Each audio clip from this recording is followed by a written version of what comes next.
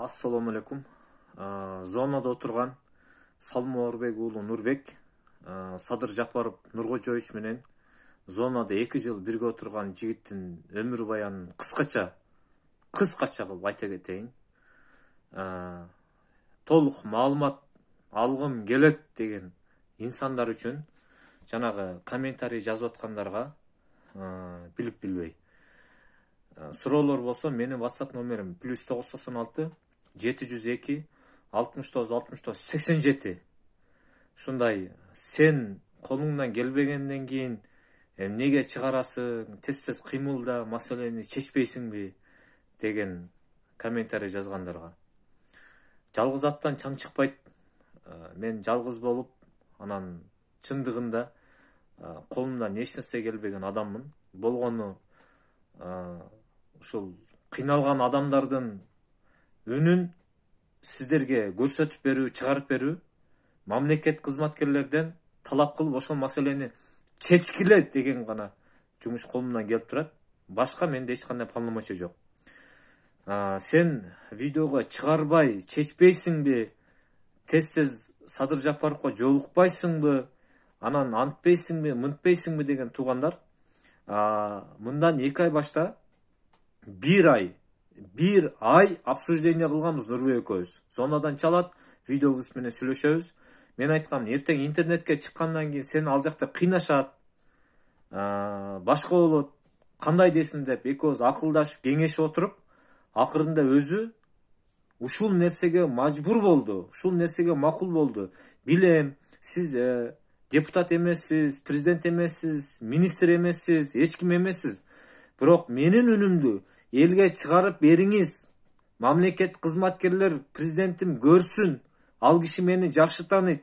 2 жыл бирге отуруп, бирге тамак ичип, ал кишиге көңүл айтып, мен кандай куру доомат менен камалганмын, жетим баламын, бардыгы боюнча билет.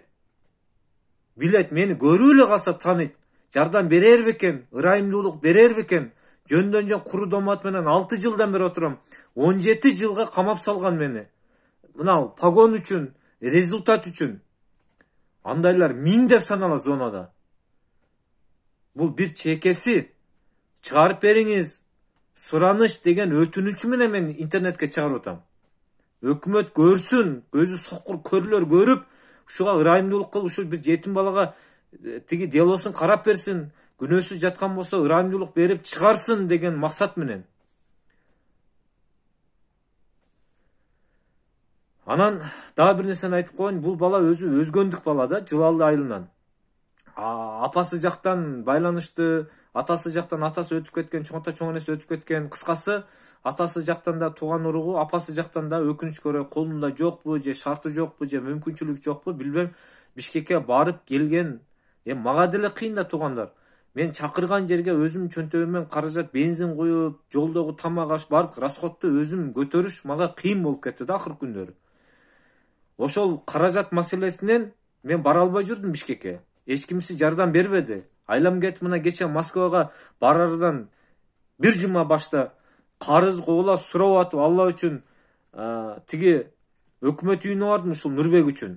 Садыр Жапаров Нуркожоев дем алышта экен, Ташиев мырза да дем алышта экен. Эч ким кабыл албады. Мишайт этесиң, кирсең эле мишайт этесиң, сен келдиңби, мишайт этесиң бизге. Жок, эч кандай маалымат жок. Айлам кетип зонага бардым мен, Молдовановкага. Номер 1 мекеме. Особо охраняемый объект мени киргизбеди. Акыры көгөрүп жүрүп кирдим. Бирок сөмкасы жок кирдим, аргам кетип. Жалгызмын да, мен колумдан келишинче аракет кылып атам.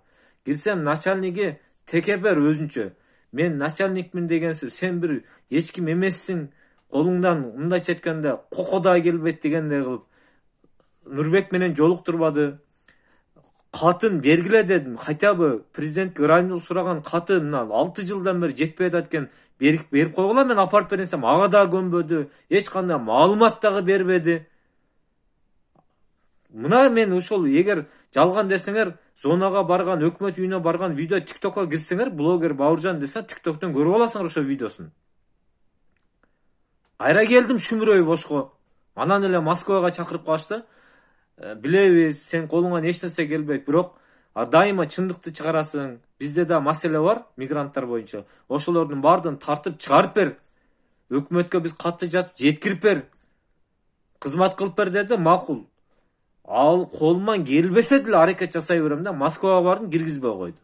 Каяктан дагы мына Ошто аэропорттон мактана калдым мен Москвага кетип атам деп. Ал жактан ачык эле айтты пограндар. Сен таптазасың де, сен кылмышкер эмессиң, базада тазасың, просто заказной деп койду ачыгы. 2016 кеткен экенсиң Москвадан. 2019 Новосибирск келген экенсиң, кайтарган, ал да заказной. 2022 келдиң, дагы кайтарат деди, 26га чейин. 26 келсең, заказ болсо 30-жылга чейин киргизбей кое беребиз деп. Потому что Москвада өтө чоң маселе болду. Көбү ойлойт мени, бул колумдан келбейт, бул неграмотный. Неграмотный болсом да акылым толук да мен. Неграмотный болсом да окуп, билим алып, үйрөнүп атам азыр. Ошол алган билимимди Кудай буйрса, мекеним үчүн, элим үчүн арнаймын иншалла. Любой менен мамлекет кызматкерлери менен тең таймашата сүйлөшө турган күндөр келет, аз калды. 4-5 жылдын ичинде көп нерсени үйрөнүп алам. Мына мен сиздерге чыгарып берип аткан маселелерди жамаат менен бири-бирибизге колдоо көрсөтүп, бири-бирибизге жардам берип, жогору жактан чечтирип алалы деген гана максат болуп атат, туугандар. Анан сен жарыя кылып атасың, анан хужа кылып атасың деп эч нерсе кабары жок. Биз буга чейин 2 ай башта Нурбек экөөбүз 1 ай эмнелерди обсуждение кылдык, кандай кылдык, акыры ушул чечимге аргасыз келгенибиз менен чатагы жок. Мен мына Бишкекке барып келген расход маселеси бар. Менде өзүм студентмин, кыскасы шаарда турам. Кварплат деген бар, күндүнкү тамак аш деген бар. Эми чакырган жакка барганга менде шарт болбой калып атат, туугандар. Маселени элге чыгарбасак өмүрү чечилгидей эмес.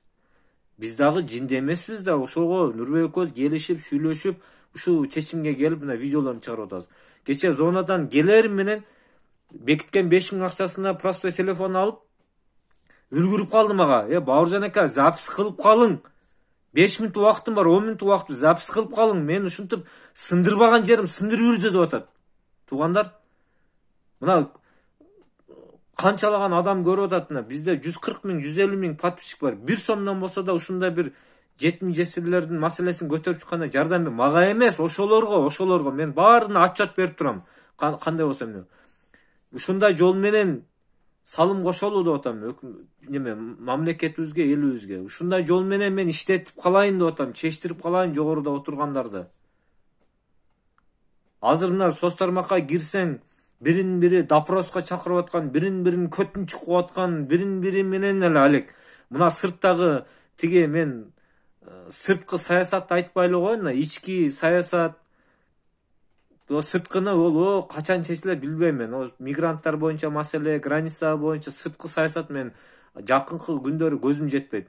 Ички маселени чечкенге чамасы келбей, бирин менен бири тытышып отурат. Ушул туурабы мисалы? Андан көрөктү зачем ошо бири-бири менен жогору жакка барып кайма айтышып, туалетке барсам, туалетте кагаз жок, тамак аш жок деп аякта бир болбогон нерсени обсуждение кылбай, баардыгы бир жаккадан бир жерден кол чыгарып, биригип, мына 7 областта, айыл райондордо эмне маселелер болуп атат, сырткы мигранттар эмне болуп атат, ушунун баардыгын кандай жол менен чечебиз деп ошо маселелерди көтөрбөйбү? Дипломат бизди мына кече мен Москвада 5 күн камалып келдим. Кыргызстандычы мында грубо айтканда теңебейт экен да бул жагыначы. Дипломатын да теңебейт, президенти да тоготпойт, элин да сыйлайт, кааласа киргизет, каалабаса киргизбейт. Казакстан, Беларусь, Союз таможняда биз деле ошолордун ичиндебиз. Бирок олордун жаранына башка мамиле кылат. Алардын дипломаты күчтүү, мамлекети күчтүү, экономикасы күчтүү, президенти күчтүү. Алардын жаранына эч нерсе кылбайт. Баягы эле шору жок кыргыздар. Союз таможня болсо дагы ошол. Кыскасы өмүрүмдү ушул ички саясат, сырткы саясатка кызмат кылам деп азыр күнү түнү колумдан келгенче жогорку окуу жайга тапшырып, тил үйрөнүп, мыйзамды үйрөнүп аракет жасап атам. Akırkı mына 4-5 yılın içinde Kuday buyursa çoң жумуштарды бүтүргөн да күн келет. Az kaldı. İnşallah az kaldı. Kuday kalası. Men patriotмун. Men Allah üçün Kırgızстаныма, Kırgız elime, Kırgızстандык бардык жарандарга чын жүрөгүмдөн күйөмүн. Бирөө бир кайгысын айтса мен ушунчалык боорум ооруйт. Ошол маселеси чечилип калсын деп кызмат кылам иншалла. Салам алейкум ва рахматуллахи ва баракатуху.